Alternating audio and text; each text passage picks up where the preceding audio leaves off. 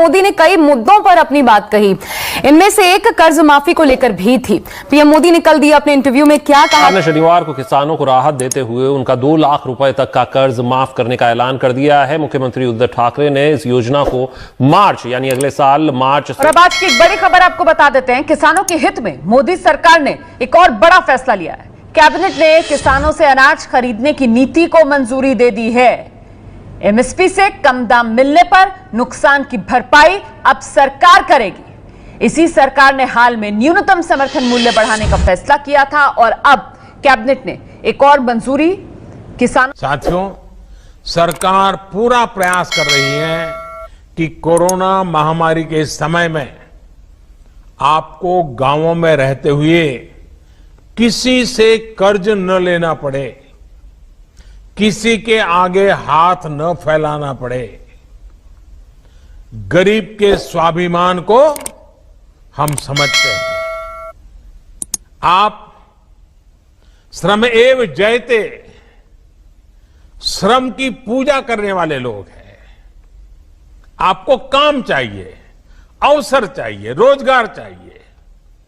इस भावना को सर्वोपरि रखते हुए ही सरकार ने इस योजना को बनाया है।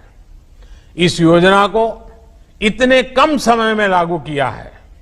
इससे पहले आपकी और देश के करोड़ों गरीबों की तत्कालिक जरूरतों को पूरा करने के लिए भी सरकार ने लॉकडाउन के प्रारंभ में ही तुरंत एक के बाद एक कदम उठाए थे। आत्मनिर्भर भारत अभियान की शुरुआत ही प्रधानमंत्री गरीब कल्याण योजना से हुई थी और मुझे बराबर याद है कि जब शुरू में हमने गरीबों के लिए इतनी योजनाएं लाए तो चारों तरफ चिल्लाहट शुरू हुई थी। उद्योगों का क्या, व्यापार का क्या, एमएसएमई का क्या, सबसे पहले ये करो। बहुत लोगों ने मेरी आलोचना की थी, लेकिन मैं जानता हूं इस संकट में गरीब का हाथ पकड़ना प्राथमिकता थी मेरी, और इसलिए हमने सबसे पहले गरीबों पर बल दिया था।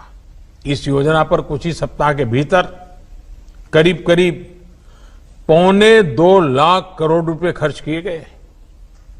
इन 3 महीनों में 80 करोड़ गरीबों की थाली तक राशन दाल पहुंचाने का काम हुआ।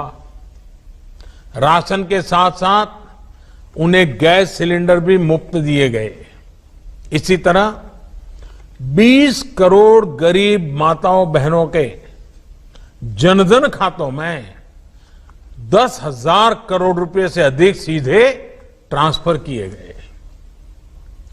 गरीब, बुजुर्ग, माताओं बहनों और दिव्यांग साथियों के लिए 1,000 रुपए की सहायता भी सीधे उनके खातों में भेजी गई।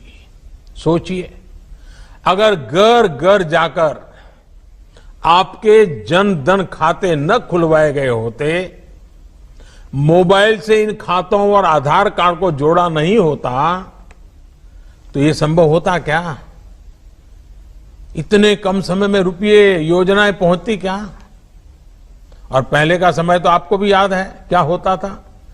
पैसे ऊपर से चलता था तो आपके नाम से ही चलता था, लेकिन न कभी वो आप तक पहुंचता था, न कभी वो पैसा आपका होता था। पता नहीं कहां चला जाता था, कहां गायब हो जाता था। अब ये सब बदल रहा है।